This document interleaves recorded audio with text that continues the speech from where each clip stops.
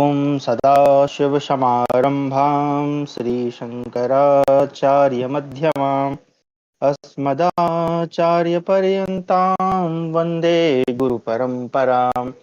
ध्येयं सदा परिभवग्नमभीष्टदोहं तीर्थास्पदं शिवविरञ्चिनुतं शरण्यं विद्यार्थिहं प्रणतपालभवाब्धिपोतं वन्दे महापुरुषते चरणारविन्दम्। सच्चिदानन्दरूपाय विश्वोत्पत्त्यादिहेतवे तापत्रयविनाशाय श्रीकृष्णाय वयं नमः। आप सभी का स्वागत है आज की हमारी शास्त्र अध्ययन की कक्षा में, जहां हम अध्ययन कर रहे हैं महाभारत।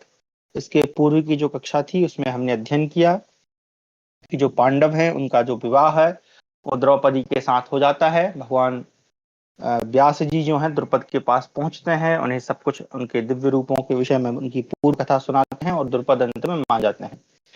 अब ये बात जब राजा धृतराष्ट्र को पता चलती है, दुर्योधन को पता चलती है, तो वो उनसे जलते हैं, ईर्ष्या करते हैं और यहाँ बैठकर हस्तिनापुर में वो मंत्रणा करते हैं। तो वो मंत्रणा हमने पढ़ी और किस प्रकार शत्रु को वश में करना चाहिए ये भी हमने उसी के अंतर्गत पढ़ा। और उसके बाद क्रमशः जो है कर्ण और दुर्योधन जो है दोनों इस बात के पक्ष में होते हैं कि हमें पांडवों का अंत कर देना चाहिए, और कहीं ना कहीं जो धृतराष्ट्र है उनके मन में भी यही है।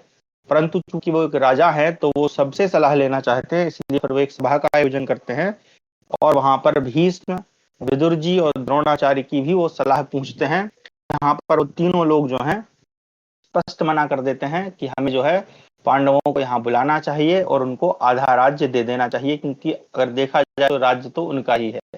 और फिर जो कर्ण है वो द्रोणाचार्य का विरोध भी करता है, तो द्रोणाचार्य उसको डांटते भी हैं। तो यहाँ तक हमारा अध्ययन हो गया था। अब इसके आगे हम आज पढ़ेंगे। चलिए मैं स्क्रीन शेयर करता हूँ।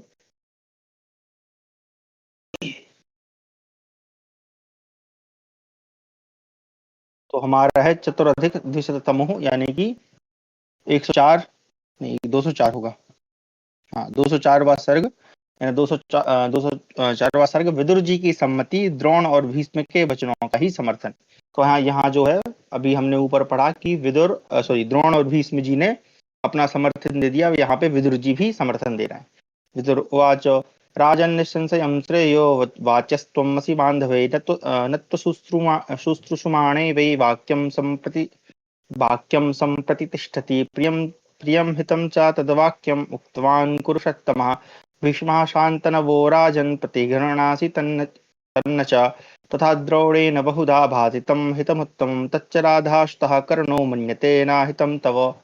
विदुर जी बोले, राजन, आपके हितैषी बांधवों का यह कर्तव्य है कि वे आपको संदेह रहित हित की बात बताएं, परंतु आप सुनना नहीं चाहते, इसलिए आपके भीतर उनकी कही हुई हित की बात भी ठहर नहीं पा रही। राजन, कुरुश्रेष्ठ शांतनु नंदन भीष्म ने आपसे प्रिय और हित की बात कही, परंतु आप उसे ग्रहण नहीं कर रहे हैं। इसी प्रकार आचार्य द्रोण ने अनेक प्रकार से आपके लिए उत्तम हित की बात कही, किंतु राधानंदन कर्ण उसे आपके लिए हितकर नहीं मानते। महाराज, मैं बहुत सोचने विचारने पर भी आपके किसी ऐसे परम सुहृद व्यक्ति को नहीं देखता जो इन दोनों वीर महापुरुषों से बुद्धि या विचार शक्ति में अधिक हूं। राजेंद्र, अथवा बुद्धि और शास्त्र ज्ञान सभी बातों में ये दोनों बढ़े चढ़े हैं और आपसे तथा पांडवों में समान भाव रखते हैं। भरतवंशी नरेश, ये दोनों धर्म और सत्यवादिता में दशरथ नंदन श्री राम तथा राजा गए से कम नहीं। मेरा यह कथन सर्वथा संशय रहित है। उन्होंने आपके सामने भी कभी कोई ऐसी बात नहीं कही होगी जो आपके लिए अनिष्ट कारक सिद्ध हुई हो तथा इनके द्वारा आपका कुछ अपकार हुआ हो, ऐसा भी कुछ देखने में नहीं आता। महाराज, आपने भी इनका कोई अपराध नहीं किया, फिर ये दोनों सत्य पराक्रमी पुरुष सिंह आपको हितकारक सलाह न दें, यह कैसे हो सकता है? नरेश्वर, ये दोनों इस लोक में नरश्रेष्ठ और बुद्धिमान हैं, अतः आपके लिए ये कोई कुटिलता पूर्ण बात नहीं कहेंगे। कुरुनंदन, इनके विषय में मेरा यह निश्चित विचार है कि ये दोनों धर्म के ज्ञाता महापुरुष हैं, अतः स्वार्थ के लिए किसी एक ही पक्ष को लाभ पहुंचाने वाली बात नहीं कहेंगे। भारत, इन्होंने जो सम्मति दी है इसी को मैं आपके लिए परम कल्याणकारक मानता हूं। महाराज, जैसे दुर्योधन आदि आपके पुत्र हैं, वैसे ही पांडव भी आपके पुत्र हैं, इसमें संशय नहीं। इस बात को न जानने वाले कुछ मंत्री यदि आपको पांडवों के अहित की सलाह दें तो यह कहना पड़ेगा कि वे मंत्री लोग आपका कल्याण किस बात में है यह विशेष रूप से नहीं देख पा रहे हैं। राजन, यदि आपके हृदय में आपके पुत्रों पर विशेष पक्षपात है तो आपके भीतर छिपे हुए भाव को बाहर सबके सामने प्रकट करने वाले लोग निश्चय ही आपका भला नहीं कर सकते। महाराज, इसलिए दोनों महातेजस्वी महात्मा आपके सामने कुछ खोलकर आपके सामने कुछ खोलकर नहीं कह सकते हैं। इन्होंने आपको ठीक ही सलाह दी है, परंतु आप उसे निश्चित रूप से स्वीकार नहीं करते हैं। इन पुरुष शिरोमणियों ने जो पांडवों के अजेय होने की बात बताई वह बिल्कुल ठीक है। पुरुष सिंह, आपका कल्याण हो। राजन, दाएं बाएं दोनों हाथों से बाण चलाने वाले श्रीमान पांडु कुमार धनंजय को साक्षात इंद्र भी युद्ध में कैसे जीत सकते हैं? अच्छा, ये दोनों हाथों से चला सकता था, मतलब 10,000 हाथियों के समान बलवान महाबाहु भीमसेन को युद्ध में देवता भी कैसे जीत सकते हैं? इसी प्रकार जो जीवित रहना चाहता है उसके द्वारा युद्ध में निपुण तथा यमराज के पुत्रों की भांति भयंकर दोनों भाई नकुल सहदेव कैसे जीते जा सकते हैं? जिन ज्येष्ठ पांडव युधिष्ठिर में धैर्य, दया, क्षमा, सत्य और पराक्रम आदि गुण नित्य निवास करते हैं, उन्हें रणभूमि में कैसे हराया जा सकता है? बलराम जी जिनके पक्षपाती हैं, भगवान श्री कृष्ण जिनके सलाहकार हैं तथा जिनके पक्ष में सात्यकी जैसा वीर है, वे पांडव युद्ध में किसे नहीं परास्त कर देंगे। द्रुपद जिनके ससुर हैं और उनके पुत्र पृषदवंशी धृष्टद्युम्न आदि वीर भ्राता जिनके साले हैं।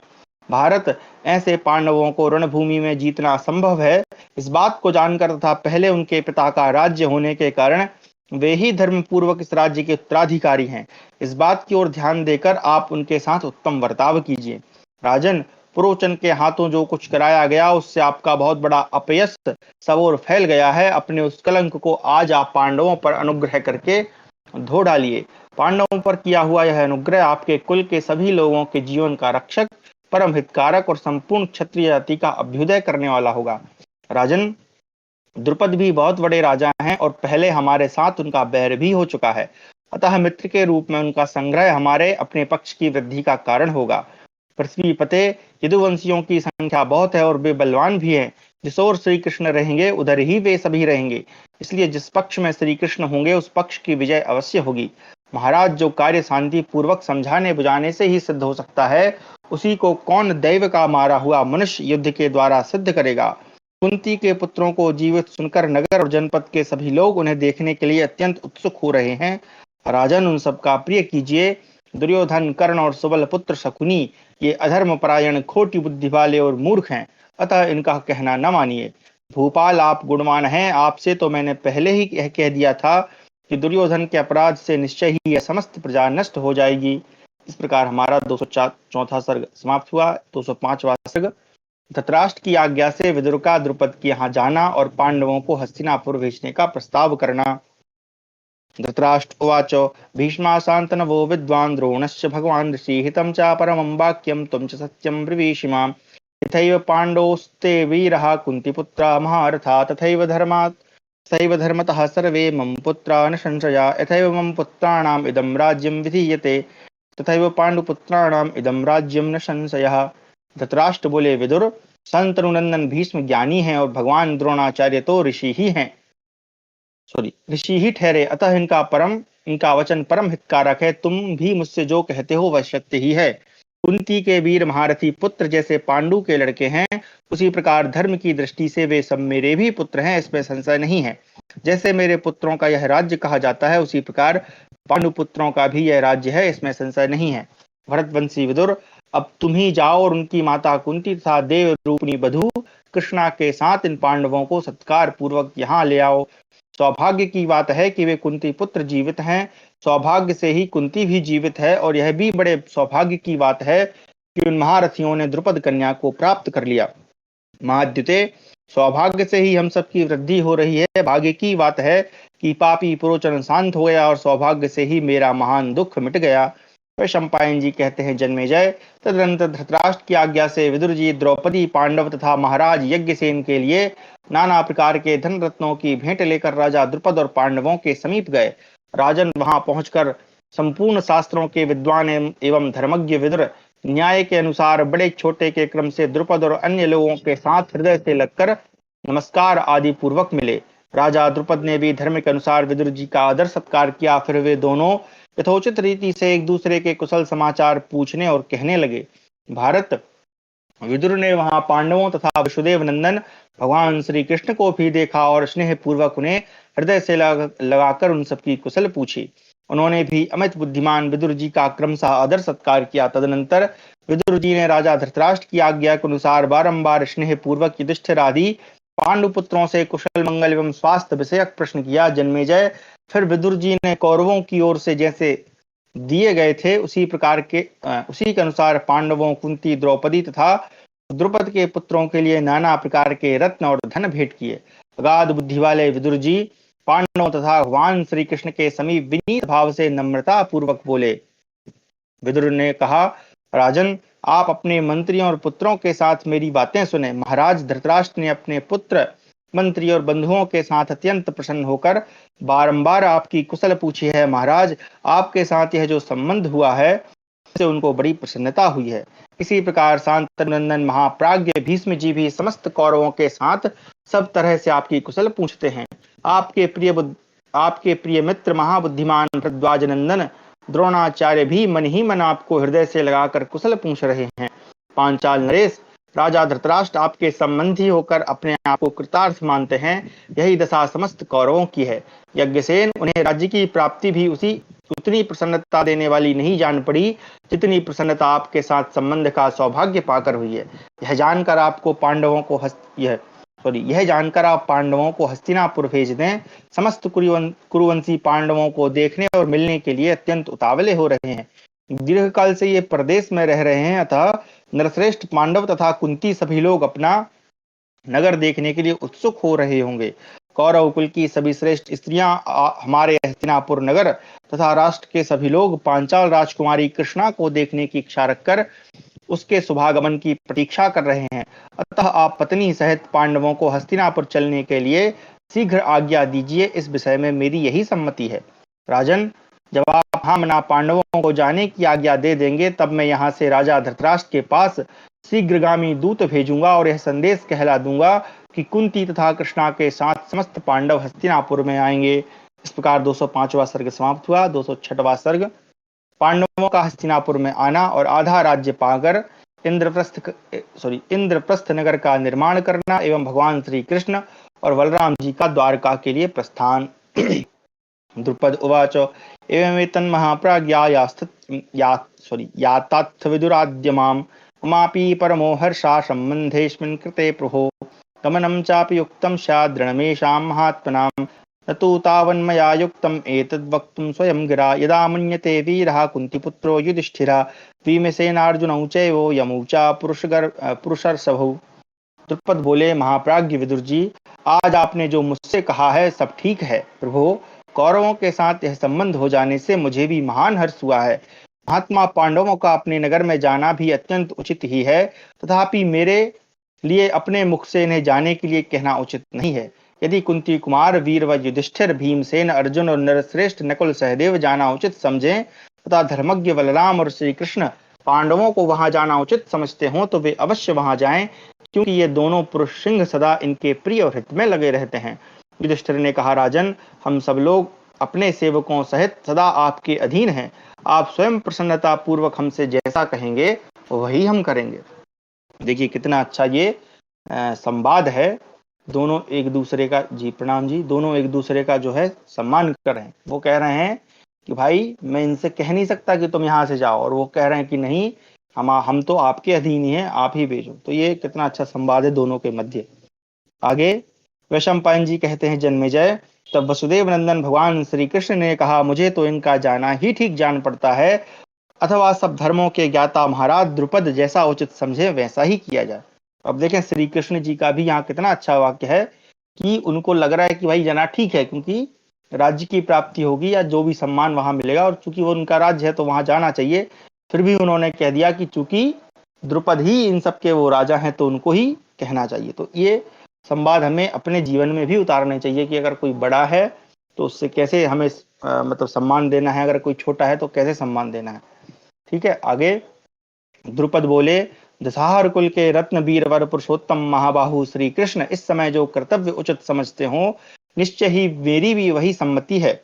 महाभाग कुंती पुत्र इस समय मेरे लिए जैसे अपने हैं उसी प्रकार भगवान वासुदेव के लिए भी समस्त पांडव उतने ही प्रिय एवं आत्मीय हैं, इसमें संशय नहीं। पुरुषोत्तम केशव जिस प्रकार इन पांडवों के श्रेय अत्यंत हित का ध्यान रखते हैं, उतना ध्यान कुंती नंदन पांडु पुत्र युधिष्ठिर भी नहीं रखते हैं। वह चंपायन जी कहते हैं, जन्मेजय, उसी प्रकार महातेजस्वी विदुर कुंती के भवन में गए। वहां उन्होंने धरती पर माथा टेक कर उनको चरणों में प्रणाम किया। विदुर को आया देख कुंती बारंबार शोक करने लगी। कुंती बोली, विदुर जी, आपके पुत्र पांडव किसी प्रकार आपके ही कृपा प्रसाद से जीवित हैं। लाक्षागृह में आपने इन सबके प्राण बचाए हैं और अब यह पुनः आपके समीप जीते जागते लौट आए हैं। कछुआ अपने पुत्रों का वे कहीं भी क्यों न हो मन से चिंतन करता रहता है। इस चिंता से ही वह अपने पुत्रों का पालन पोषण एवं संवर्धन करता है। उसी के अनुसार जैसे वे सकुशल जीवित रहते हैं, वैसे ही आपके पुत्र पांडव आपकी ही मंगल कामना से जी रहे हैं। भरतश्रेष्ठ, आप ही इनके रक्षक हैं। तात जैसे कोयल के पुत्रों का पालन पोषण सदा कौए की माता करती है, उसी प्रकार आपके पुत्रों की रक्षा मैंने की है। अब तक मैंने बहुत से प्राणांतक कष्ट उठाए हैं, इसके बाद मेरा क्या कर्तव्य है यह मैं नहीं जानती, अतः यह सब आप ही जाने। वह चंपायन जी कहते हैं, यूं कहकर दुख से पीड़ित हुई कुंती अत्यंत आतुर होकर शोक करने लगी। उस समय विदुर ने उन्हें प्रणाम करके कहा, तुम शोक न करो। विदुर बोले, यदुकुल नंदिनी, तुम्हारे महाबली पुत्र संसार में दूसरों के सताने से नष्ट नहीं हो सकते। अब वे थोड़े ही दिनों में समस्त बंधुओं के साथ अपने राज्य पर अधिकार करने वाले हैं, अतः तुम शोक मत करो। वह चंपायन जी कहते हैं, राजन, तदनंतर महात्मा द्रुपद की आज्ञा पाकर पांडव श्री कृष्ण और विदुर द्रुपद, कुमारी कृष्णा और यशस्विनी कुंती को ले आमोद प्रमोद करते हुए हस्तिनापुर की ओर चले। उस समय राजा द्रुपद ने उन्हें 1000 सुंदर हाथी प्रदान किए, जिनकी पीठों पर सोने के हौदे कसे हुए थे और गले में सोने के आभूषण शोभा पा रहे थे। उनके अंकुश भी सोने के ही थे।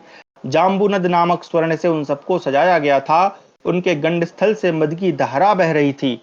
बड़े बड़े महाभट उन सबका संचालन करते थे। वे सभी गजराज संपूर्ण अस्त्र शस्त्रों से संपन्न थे। राजा ने 5 पांडवों के लिए 4 घोड़ों से जुते हुए 1000 रथ दिए, जो स्वर्ण मणियों से विभूषित होने के कारण विचित्र शोभा धारण करते थे और सब ओर अपनी प्रभा बिखेर रहे थे। इतना ही नहीं, राजा ने अच्छी जाति के 50,000 घोड़े भी दिए, जो सुनहरे साजबाज से सुसज्जित और सुंदर चमर तथा मालाओं से अलंकृत थे। इनके सिवा सुंदर आभूषणों से विभूषित 10,000 दासियां भी दी। साथ ही उत्तम धनुष धारण करने वाले 1000 दास पांडवों को भेंट किए। बहुत सी सैयाएं, आसन और पात्र भी दिए, वे जो सबके सब स्वर्ण के बने हुए थे। दूसरे दूसरे द्रव्य और गोधन भी समर्पित किए। इन सब की पृथक पृथक संख्या 1-1 करोड़ थी। इस प्रकार पांचाल राज द्रुपद ने बड़े हर्ष और उल्लास के साथ पांडवों को उपयुक्त वस्तुएं अर्पित की। 100 पालकियां और उनको ढोने वाले 500 कहार दिए। इस प्रकार पांचाल राज ने अपनी कन्या के लिए सभी वस्तुएं तथा बहुत सा धन दहेज में दिया। जन्मेजय, धृष्टद्युम्न स्वयं अपनी बहन का हाथ पकड़कर सवारी पर बिठाने के लिए गए। उस समय सहस्त्रों प्रकार के बाजे एक साथ बज उठे।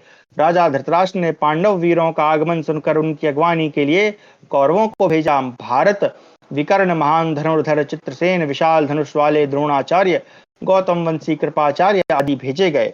इन सबसे घिरे हुए शोभाशाली महावीर ऐसे पढ़ लेते हैं। इन सबसे घिरे हुए शोभाशाली महाबली वीर पांडवों ने तब धीरे धीरे हस्तिनापुर नगर में प्रवेश किया। पांडवों का आगमन सुनकर नागरिकों ने कौतूहलवश हस्तिनापुर नगर को अच्छी तरह सजा रखा था। सड़कों पर सब ओर फूल बिखेरे गए थे, जल का छिड़काव किया गया था। सारा नगर दिव्य धूप की सुगंध से महक रहा था और भांति भांति की प्रसाधन सामग्रियों से सजाया गया था। पताकाएं फहराती थी और ऊंचे ग्रहों में पुष्पहार सुशोभित होते थे। शंख भेदी तथा नाना प्रकार के वाद्यों की ध्वनि से वह अनुपम नगर बड़ी शोभा पा रहा था। उस समय कौतूहलवश सारा नगर दैदीप्यमान सा हो उठा। पुरुष सिंह पांडव प्रजाजनों के शोक और दुख का निवारण करने वाले थे, अतः वहां उनका प्रिय करने की इच्छा वाले पुरवासियों द्वारा कही हुई भिन्न भिन्न प्रकार की हृदय स्पर्शनी बातें सुनाई पड़ी।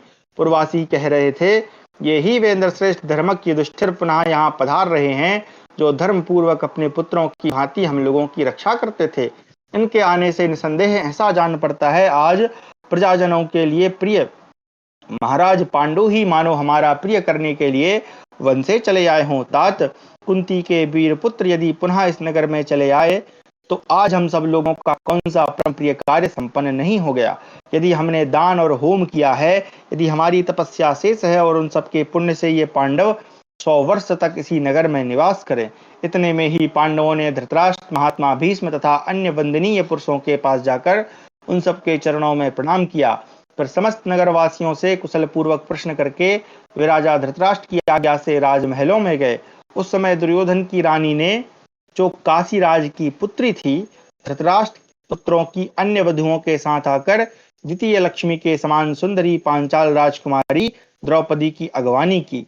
अच्छा, यहाँ पे दुर्योधन की जो पत्नी है उसको भी बता दिया गया है। आगे, द्रौपदी सर्वथा पूजा के योग्य थी। उसे देखकर ऐसा प्रतीत होता था मानो साक्षात सची देवी ने दार्पण किया हो।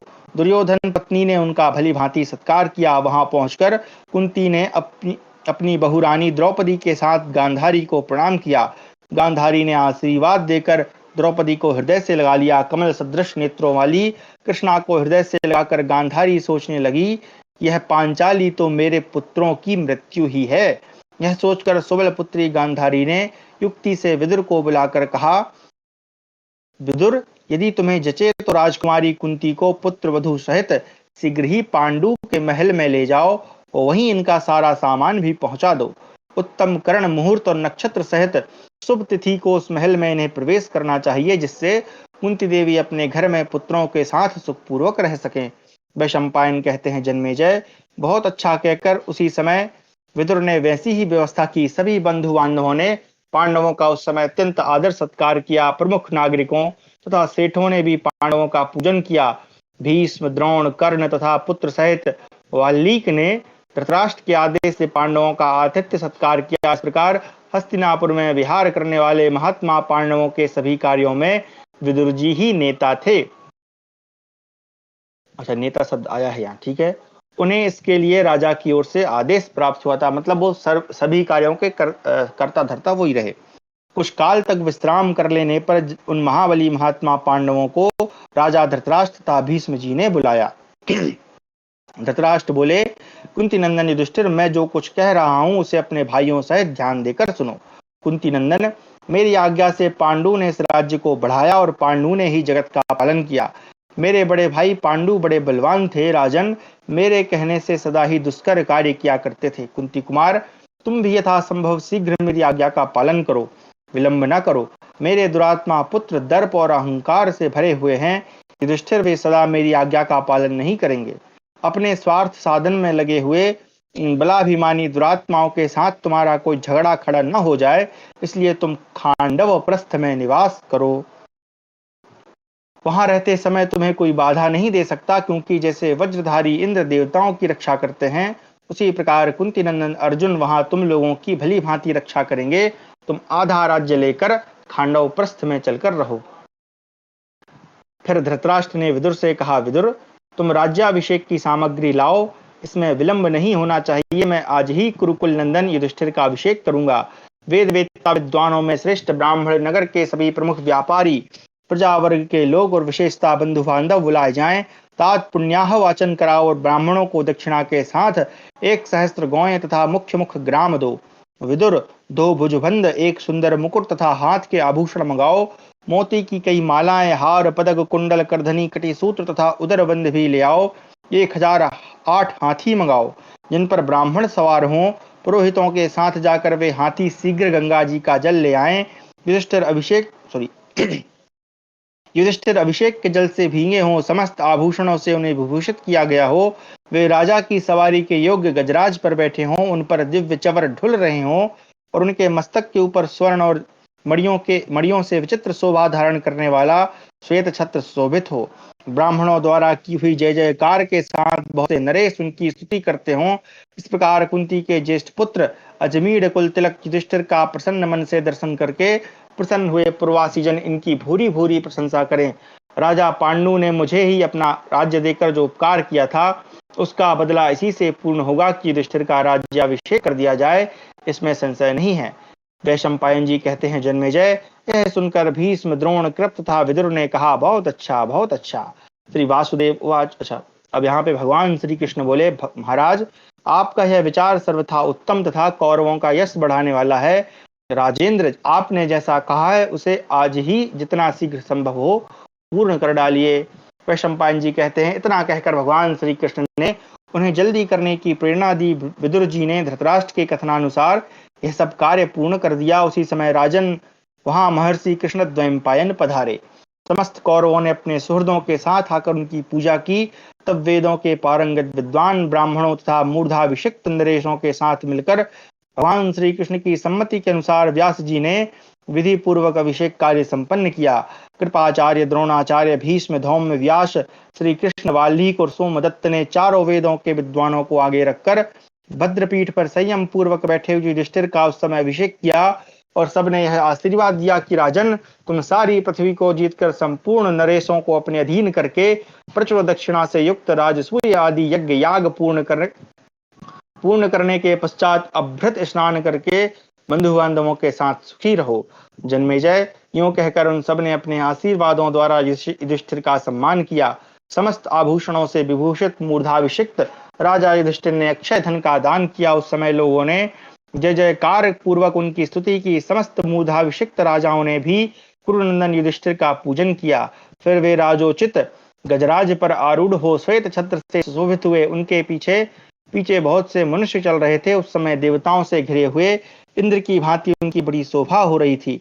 समस्त हस्तिनापुर नगर की परिक्रमा करके राजा ने पुनः राजधानी में प्रवेश किया। उस समय नागरिकों ने उनका विशेष समादर किया। बंधु बांधवों ने भी मूर्धाभिषिक्त राजा युधिष्ठिर का सादर अभिनंदन किया। यह सब देखकर वे दुर्योधन आदि सभी पुत्र अपने भाइयों के साथ शोकातुर हो रहे थे। अपने पुत्रों को शोक हुआ जानकर धृतराष्ट्र ने भगवान श्री कृष्ण तथा कौरवों के समक्ष राजा युधिष्ठिर से इस प्रकार कहा। धृतराष्ट्र बोले, कुरुनंदन, तुमने वह राज्याभिषेक प्राप्त किया है जो अजितात्मा पुरुषों के लिए दुर्लभ है। राजन, तुम राज्य पाकर कृतार्थ हो गए, अतः आज ही खांडव प्रस्थ चले जाओ। नृपश्रेष्ठ पुरुरवा आयु नहुस तथा ययाति खांडव प्रस्थ में ही निवास करते थे। महाबाहो, वही समस्त पौरव नरेशों की राजधानी है। आगे चलकर मुनियों ने बुधपुत्र के लोभ से खांडव प्रस्थ को नष्ट कर दिया था। इसलिए तुम खांडव प्रस्थ नगर को पुनः बसाओ और अपने राष्ट्र की वृद्धि करो। ब्राह्मण, क्षत्रिय, वैश्य तथा शूद्र सब ने तुम्हारे साथ वहां जाने का निश्चय किया है। तुम में भक्ति रखने के कारण दूसरे लोग भी उस सुंदर नगर का आश्रय लेंगे। निष्पाप कुंती कुमार वह नगर तथा राष्ट्र समृद्धशाली और धनधान से संपन्न है, अतः तुम भाइयों सहित वहीं जाओ। तो एक प्रकार से इनको एक ऐसा नगर इनको दे दिया जो कि नष्ट था। ठीक है, पहले से ही वो मतलब नष्ट भ्रष्ट था, वो राज्य इनको दे दिया गया। वैशंपायन जी कहते हैं, जन्मेजय, राजा धृतराष्ट्र की बात मानकर पांडवों ने उन्हें प्रणाम किया और आधा राज्य पाकर वे खांडव प्रस्थ की ओर चल दिए, जो भयंकर वन के रूप में था। धीरे धीरे वे खांडव प्रस्थ जा पहुंचे। तदनंतर अपनी मर्यादा से कभी च्युत न होने वाले पांडवों ने श्री कृष्ण सहित वहां जाकर उस उत्तम स्थान को उत्तम स्वर्गलोक की भांति शोभायमान कर दिया। फिर जगदीश्वर भगवान वासुदेव ने देवराज इंद्र का चिंतन किया। राजन, उनके चिंतन करने पर इंद्रदेव ने उनकी मन की बात जानकर विश्वकर्मा को इस प्रकार आज्ञा दी। इंद्र बोले, विश्वकर्मन, महामते जाकर खांडव प्रस्थ नगर का निर्माण करें। आज से वह दिव्य और रमणीय नगर इंद्रप्रस्थ के नाम से विख्यात होगा। वैशंपायन जी कहते हैं, जन्मेजय, महेंद्र की आज्ञा से विश्वकर्मा ने खांडव प्रस्थ में जाकर वंदनीय भगवान श्री कृष्ण को प्रणाम करके कहा, मेरे लिए क्या आज्ञा है। उनकी बात सुनकर भगवान श्री कृष्ण ने उनसे कहा। श्री कृष्ण बोले, विश्वकर्मन, तुम कुरिराज युधिष्ठिर के लिए महेंद्रपुरी के समान एक महानगर का निर्माण करो। इंद्र के निश्चय किए हुए नाम के अनुसार वह इंद्रप्रस्थ कहलाएगा। तत्पश्चात पवित्र एवं कल्याणमय प्रदेश में शांति कर्म करा के महारथी पांडवों ने वेदव्यास जी को अगुआ यानी नायक बनाकर नगर बसाने के लिए जमीन का नाप करवाया। उसके चारों ओर समुद्र की भांति विस्तृत एवं अगाध जल से भरी हुई खाइयां बनी थी, जो उस नगर की शोभा बढ़ा रही थी। श्वेत बादलों तथा चंद्रमा के समान उज्ज्वल चार दीवारी शोभा दे रही थी, जो अपनी ऊंचाई से आकाश मंडल को व्याप्त करके खड़ी थी। जैसे नागों से भोगवती शोभित होती है, उसी प्रकार चार दीवारी से खाई सहित वशिष्ठ नगर सुशोभित हो रहा था। उस नगर के दरवाजे ऐसे जान पड़ते थे मानो दो पांख फैलाए गरुण हो। ऐसे अनेक बड़े बड़े फाटक और अट्टालिकाएं उस नगर की श्री वृद्धि कर रही थी। मेघों की घटा के समान शोभित तथा मंदराचल के समान ऊंचे गौपुरों द्वारा वह नगर सब ओर से सुरक्षित था। नाना प्रकार के अभेद्य तथा सब प्रकार से घिरे हुए शस्त्रागारों में शस्त्र संग्रह करके रखे गए थे। नगर के चारों ओर हाथ से चलाई जाने वाली लोहे की शक्तियां तैयार करके रखी गई थी, जो दो जीवों वाले सर्पों के समान जान पड़ती थीं। इन सब के द्वारा उस नगर की सुरक्षा की गई थी, जिनमें अस्त्र शस्त्रों का अभ्यास किया जाता था। ऐसी अनेक अट्टालिकाओं से युक्त और योद्धाओं से सुरक्षित उस नगर की शोभा देखते ही बनती थी। तीक्ष्ण अंकुशों यानी वर्षों, शतघ्नियों यानी तोपों और अन्य युद्ध संबंधी यंत्रों के जाल से वह नगर शोभा पा रहा था। लोहे के बने हुए महान चक्रों द्वारा उस उत्तम नगर की अवर्णनीय शोभा हो रही थी। वहां विभाग पूर्वक भिन्न भिन्न स्थानों में जाने के लिए विशाल एवं चौड़ी सड़कें बनी हुई थी। उस नगर में दैवी आपत्ति का नाम नहीं था। अनेक प्रकार के श्रेष्ठ एवं शुभ्र सदनों से शोभित वह नगर स्वर्गलोक के समान प्रकाशित हो रहा था। उसका नाम था इंद्रप्रस्थ। इंद्रप्रस्थ के रमणीय एवं सुप्रदेश में क्रूराज युधिष्ठिर का सुंदर राजभवन बना हुआ था, जो आकाश में विद्युत की प्रभा से व्याप्त मेघमंडल की भांति दैदीप्यमान था। अनंत धनराशि से परिपूर्ण होने के कारण वह भवन धनाध्यक्ष कुबेर के निवास स्थान की समानता करता था। राजन, संपूर्ण वेद वेत्ताओं में श्रेष्ठ ब्राह्मण उस नगर में निवास करने के लिए आए, जो संपूर्ण भाषाओं के जानकार थे। उन सबको वहां का रहना बहुत पसंद आया। अनेक दिशाओं से धनोपार्जन की इच्छा वाले वणिक भी वहां उस नगर में आए। सब प्रकार की शिल्प कला के जानकार मनुष्य भी उन दिनों इंद्रप्रस्थ में निवास करने के लिए आ गए थे। नगर के चारों ओर रमणीय उद्यान बने थे, जो आम आमड़ा कदम्ब अशोक चंपा पुन्नाग नागपुष्प लकुच कटहल काल ताल तमाल मौलश्री और केवड़ा आदि सुंदर फूलों से भरे और फलों के भार से झुके हुए मनोहर वृक्षों से शोभित थे। प्राचीन आंवले, लोद्र, खिले हुए अंकोल, जामुन, पाटल, कुब्जक, अतिमुक्तक, लता, करवीर, पारिजात तथा अन्य प्रकार के वृक्ष, जिनमें सदा फल और फूल लगे रहते थे और जिनके ऊपर भांति भांति के सहस्त्रों पक्षी कलरव करते थे, उन उद्यानों की शोभा बढ़ा रहे थे। मतवाले मयूरों के केकारव तथा सदा उन्मत्त रहने वाली कोकिलों की काकली वहां गूंजती रहती थी। उन उद्यानों में दर्पण के समान स्वच्छ क्रीड़ा भवन तथा नाना प्रकार के लता मंडप बनाए गए थे। मनोहर चित्रशालाओं तथा राजाओं की विहार यात्रा के लिए निर्मित किए हुए कृत्रिम पर्वतों से भी वे उद्यान बड़ी शोभा पा रहे थे। यानी कृत्रिम यानी नकली पर्वत वहां पे ऐसे पर्वत के जैसे बनाए गए थे। उत्तम जल से भरी हुई अनेक प्रकार की बावलियां तथा कमल और उत्पल की सुगंध से बासित अत्यंत रमणीय सरोवर, जहां हंस, कारंडव तथा चक्रवाग आदि पक्षी निवास करते थे, उन उद्यानों की शोभा बढ़ा रहे थे। वहां वन से घिरी हुई भांति भांति की रमणीय पुष्करणियां और सुरम्य एवं विशाल बहुसंख्यक तड़ाग बड़े सुंदर जान पड़ते थे। वह नगर चारों वर्णों के लोगों से ठसाठस भरा था। माननीय शिल्पी वहां निवास करते थे। वह पुरी उपभोग में आने वाली समस्त सामग्रियों से संपन्न थी। वहां सदा श्रेष्ठ पुरुष रहा करते थे। असंख्य नर नारी उस नगर की शोभा बढ़ाते थे। वहां मत वाले हाथी, ऊंट, गायें, बैल, गधे, बकरे आदि पशु भी सदा मौजूद रहते थे। विश्वकर्मा द्वारा बनाई हुई उस पुरी में सदा साधु महात्माओं का समागम होता था। वह इंद्रप्रस्थ नगर स्वर्ग के समान शोभा पाता था। राजन, कौरवराज महातेजस्वी कुंती नंदन युधिष्ठिर ने वेदों के पारंगत विद्वान ब्राह्मणों द्वारा मंगल कृत्य कराकर द्वैपायन व्यास को आगे करके धौम्य मुनि की सम्मति के अनुसार भाइयों तथा भगवान श्री कृष्ण के साथ 32 दरवाजों से युक्त तोरण द्वार के सामने आकर वर्धमान नामक नगर द्वार में प्रवेश किया। इनके नगर द्वार का नाम वर्धमान था। उस समय शंख और नगाड़ों की आवाज बड़े जोर जोर से सुनाई देती थी। सहस्त्रों ब्राह्मणों के मुख से निकले हुए जय घोष का श्रवण होता था। मुनि तथा सूद, मागध और बंदीजन राजा की स्तुति कर रहे थे। राजा युधिष्ठिर हाथी पर बैठे हुए थे। उन्होंने राजमार्ग को पार करके एक उत्तम भवन में प्रवेश किया, जहां मांगलिक कृत्य संपन्न किया गया था। उस भवन में प्रवेश करके भांति भांति के सत्कारों से सम्मानित हो राजा युधिष्ठिर ने भगवान श्री कृष्ण के साथ क्रमशः शेष सभी ब्राह्मणों का पूजन किया। तदनंतर अगणित नर नारियों से सुशोभित वह राष्ट्र और नगर गोधन से संपन्न हो गया और दिनों दिन खेती की वृद्धि होने लगी। महाराज, पुण्यात्मा मनुष्यों से भरे हुए उस महान राष्ट्र में प्रवेश करने के बाद पांडवों की प्रसन्नता निरंतर बढ़ती गई। भीष्म तथा राजा धृतराष्ट्र के द्वारा धर्मराज युधिष्ठिर को आधा राज्य देकर वहां से विदा कर देने पर समस्त पांडव खांडव प्रस्थ के निवासी हो गए। इंद्र के समान शक्तिशाली और महान धनुर्धर पांचों पांडवों के द्वारा वह श्रेष्ठ इंद्रप्रस्थ नगर नागों से युक्त भोगवती पुरी की भांति सुशोभित होने लगा। तदनंतर विश्वकर्मा का पूजन करके राजा ने उन्हें विदा कर दिया। फिर व्यास जी को सम्मान पूर्वक विदा देकर राजा युधिष्ठिर ने जाने के लिए उद्यत हुए। भगवान श्री कृष्ण से कहा। युधिष्ठिर बोले, निष्पाप वृषणिनंदन, आपकी ही कृपा से मैंने राज्य प्राप्त किया है। वीर, आपके ही प्रसाद से यह अत्यंत दुर्गम एवं निर्जन प्रदेश आज धन धान से संपन्न राष्ट्र बन गया। महामते, आपकी ही दया से हम लोग राज्य सिंहासन पर आसीन हुए हैं।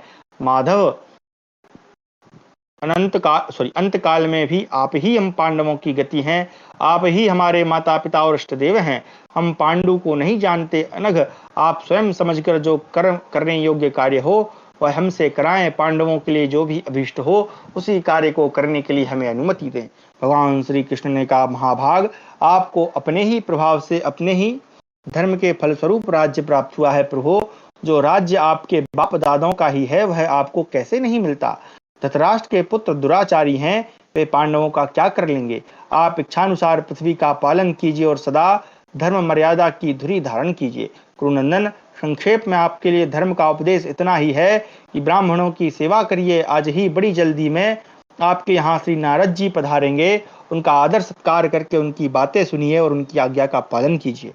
वैशंपायन जी कहते हैं, जन्मेजय, यूं कहकर भगवान श्री कृष्ण कुंती देवी के पास गए और उन्हें प्रणाम करके मधुर वाणी में बोले, बुआ जी नमस्कार, अब मैं जाऊंगा, आज्ञा दीजिए।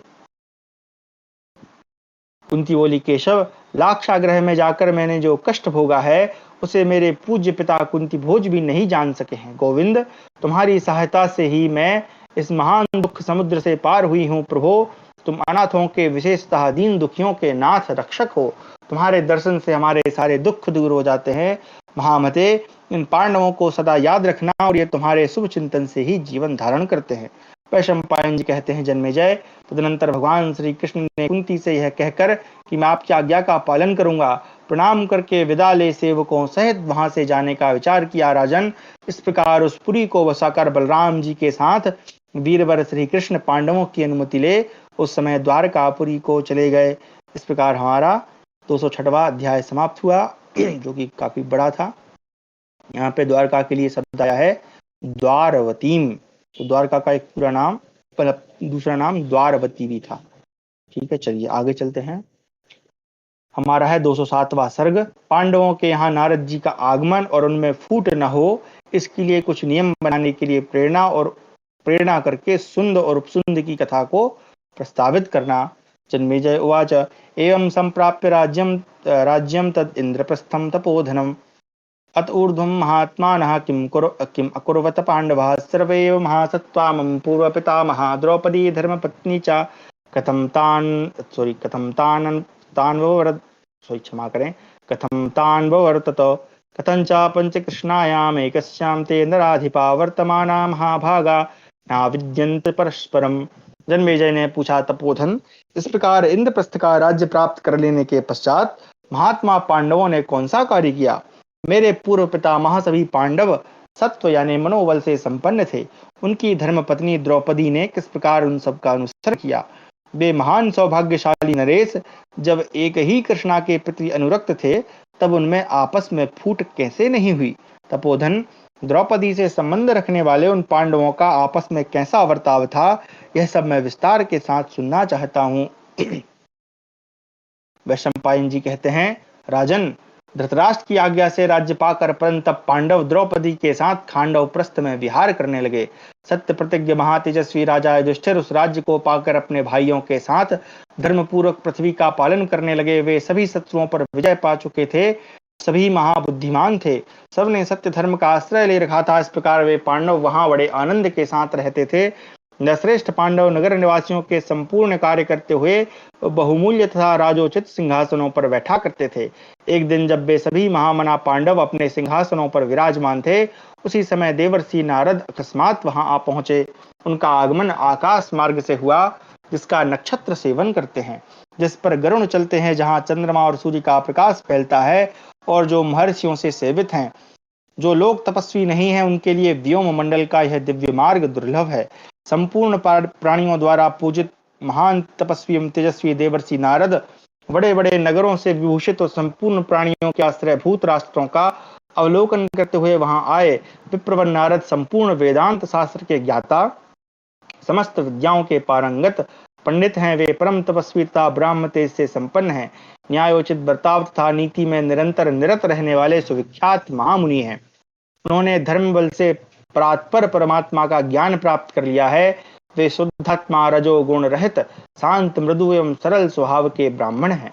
अब यहाँ पर एक चीज मैं जिसकी ओर आप लोगों का ध्यान आकर्षण करना चाहूंगा। अगर जैसे हम टीवी इत्यादि में देखते हैं, तो वहां जो नारद जी को बनाया जाता है वो बड़ा ही मतलब फनी कैरेक्टर टाइप का बना देते हैं। उनको देख के लगता है कि भाई ये चुगली करने वाले हैं, इधर की बात उधर करते हैं, फलाना ठिकाना। ऐसा एक हमारे मन में एक ये चित्र गढ़ा गया है नारद जी को लेकर। लेकिन अगर आप देखें तो नारद जी जो हैं वो कोई सामान्य पुरुष नहीं है, वो देवर्षि हैं, है ना। उनको हम देवर्षि नारद कहते हैं। और मतलब उनके अंदर क्या क्या गुण हैं, और यहाँ तक कि उनके कई सारे रचित जो ग्रंथ हैं संगीत विद्या से संबंधित, वो ग्रंथ हमको नारद संहिता नाम से प्राप्त होते हैं। अभी मिलते हैं कि नहीं पता, लेकिन ये कहा जाता है अन्य ग्रंथों में नारद संहिता का नाम भी आता है। तो बड़े ही वो तेजस्वी और ज्ञानी मतलब मुनि हैं, और हमारे टीवी वालों ने उनको क्या बना दिया है भगवान जाने। तो इस बात का ध्यान रखें, अगर कोई नारद जी के विषय में कुछ प्रलाप करता है तो यहाँ से आप उसको रेफरेंस दे सकते हैं। चलिए आगे। वे देवता, दानव और मनुष्य सबको धर्मतः प्राप्त होते हैं। उनका धर्म और सदाचार कभी खंडित नहीं हुआ।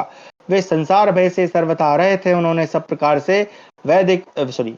से विविध वैदिक धर्मों की मर्यादा स्थापित की है। वे ऋग्वेद, सामवेद और यजुर्वेद के विद्वान हैं।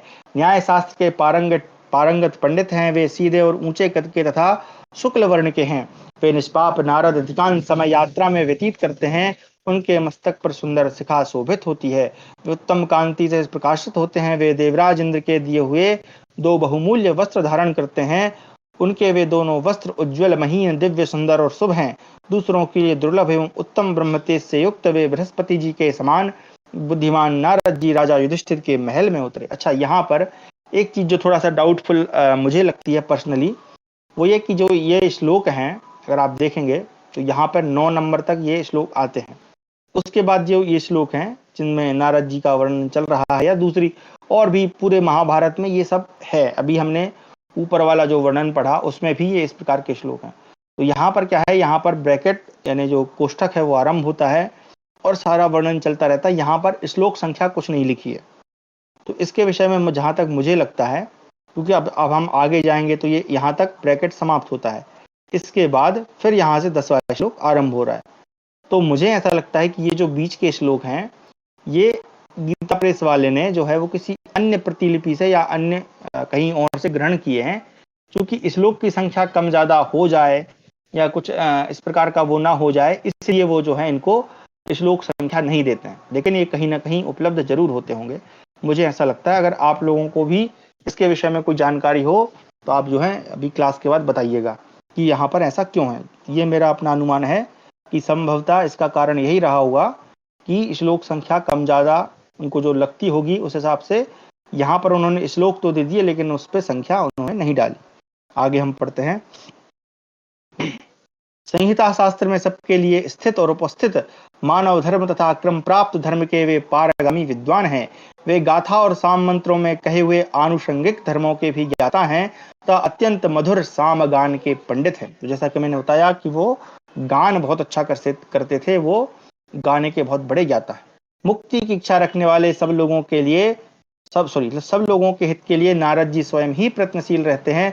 कब किसका क्या कर्तव्य है इसका उन्हें पूर्ण ज्ञान है। वे विद्वानों में श्रेष्ठ हैं और मन को नाना प्रकार से धर्म में लगाए रखते हैं। उन्हें जानने के योग्य सभी अर्थों का ज्ञान है। वे सब में संभाव रखने वाले हैं और वेद विषयक संपूर्ण संदेहों का निवारण करने वाले हैं। अर्थ की व्याख्या के समय सदा संशयों का उच्छेद करते हैं। उनके हृदय में संशय का लेस भी नहीं है। वे स्वभावतः धर्म निपुण तथा नाना धर्मों के विशेषज्ञ है। लोप, आगम, धर्म तथा वृत्ति संक्रमण के द्वारा प्रयोग में आए हुए एक शब्द के अनेक अर्थों को पृथक पृथक श्रवण गोचर होने वाले अनेक शब्दों के एक अर्थ को तथा विभिन्न शब्दों के भिन्न भिन्न अर्थों को वे पूर्ण रूप से देखते और समझते हैं। और ये बहुत अच्छा यहाँ पे लिखा है कि लोपागमन धर्मेण संक्रमेण च वृत्तिषु, यानी कि जो शब्द शास्त्र है, एक शब्द का क्या अर्थ होना चाहिए, प्रसंगानुसार उसके भिन्न भिन्न अर्थ कैसे हो जाते हैं इत्यादि जो शब्द शास्त्र कहे गए हैं, उसका इनको बहुत अच्छे से ज्ञान था। आगे सभी अधिकरणों और समस्त वर्णों के विकारों में निर्णय देने के लिए निमित्त वे सब लोगों के लिए प्रमाणभूत भी हैं। तो ये जो वर्ण विचार है, यानी कि वर्णों को कहाँ से उच्चारण करना है, किस प्रकार उनका वो रहता है, ये सब हमें जो षड वेदांग है उनका जो प्रथम अंग है जिसको हम शिक्षा कहते हैं, वहां पर ये सब ज्ञान हमें मिलता है। आगे सदा सब लोग उनकी पूजा करते हैं। नाना प्रकार के स्वर व्यंजन, भांति भांति के छंद, समान स्थान वाले सभी वर्ण, समामनाय यानी व्याकरण शास्त्र तथा धातु, इन सब के उद्देश्यों की नारद जी बहुत अच्छी व्याख्या करते हैं। संपूर्ण आख्यात प्रकरण यानी धातु रूप तिङंत आदि का प्रतिपादन करते हैं। तो नारद जी व्याकरण के भी बहुत अच्छे ज्ञाता है।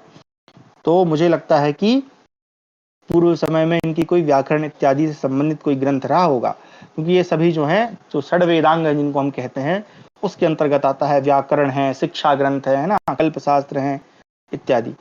सब प्रकार की संधियों के संपूर्ण रहस्यों को जानते हैं, पदों और अंगों का निरंतर स्मरण करते रहते हैं, काल धर्म से निर्दिष्ट यथार्थ तत्व का विचार करने वाले हैं तथा वे लोगों के छिपे हुए मनोभाव को वे क्या करना चाहते हैं इस बात को भी अच्छी तरह जानते हैं, यानी कि उनको जो है मनोविज्ञान का भी ज्ञान है। व्यवहाषित यानी वैकल्पिक तथा भाषित यानी निश्चय पूर्वक कथित और हृदयंगम किए हुए समय का उन्हें यथार्थ ज्ञान है।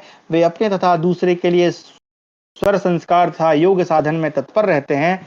वे इन प्रत्यक्ष चलने वाले स्वरों को भी जानते हैं, वचन स्वरों का भी ज्ञान रखते हैं, कही हुई बातों के मर्म को जानते और उनकी एकता तथा अनेकता को समझते हैं। उन्हें परमार्थ का यथार्थ ज्ञान है। वे नाना प्रकार के व्यतिक्रमों यानी अपराधों को भी जानते हैं, अभेद और भेद दृष्टि से भी बारंबार तत्व विचार करते रहते हैं। वे शास्त्रीय वाक्यों के विविध आदेशों की समीक्षा करने वाले तथा नाना प्रकार के अर्थ ज्ञान में कुशल हैं। तद्धित प्रत्ययों का उन्हें पूरा ज्ञान है। तो जो प्रत्यय जिनसे शब्दों का निर्माण होता है वो भी उनको ज्ञान है। वे स्वर, वर्ण और अर्थ तीनों से ही वाणी को विभूषित करते हैं। प्रत्येक धातु के प्रत्ययों का नियम पूर्वक प्रतिपादन करने वाले हैं। 5 प्रकार के जो अक्षर समूह तथा स्वर हैं उनको भी वे यथार्थ रूप से जानते हैं, यानी कि उनको काफी कुछ ज्ञान है। चलिए अब ये 5 स्थान कौन से हैं ये हम व्याकरण शास्त्र में पढ़ते हैं। कंठ, तालु, मूर्धा, दंत और ओष्ठ, इन 5 स्थानों अथवा 5 आभ्यंतर प्रत्ययों के भेद से 5 प्रकार के अक्षर समूह कहे गए हैं।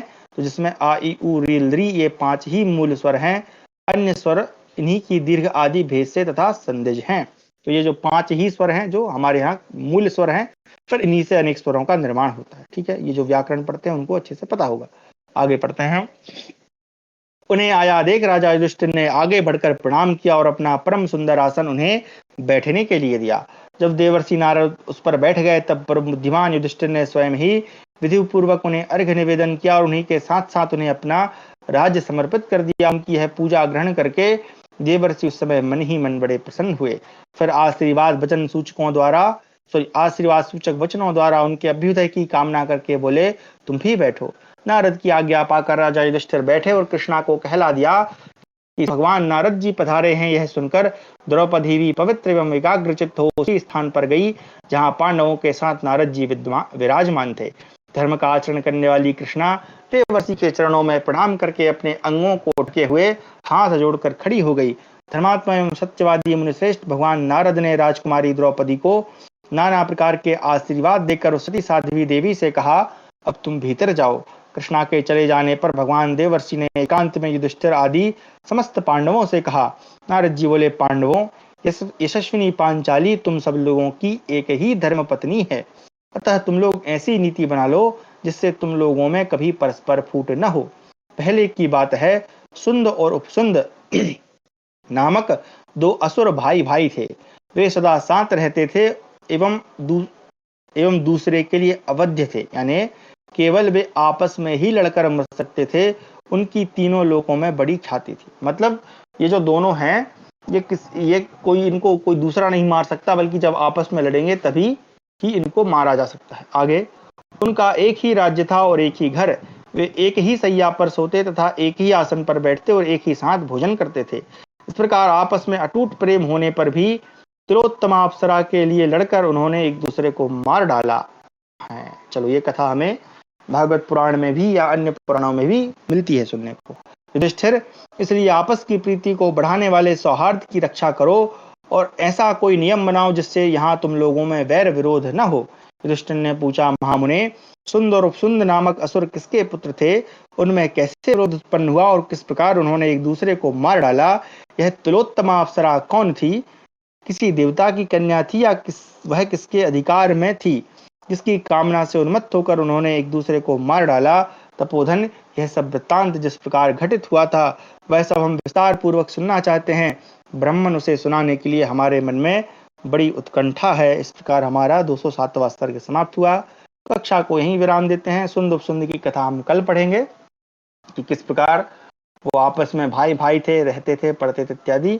आज की कक्षा का सारांश, पांडव जो हैं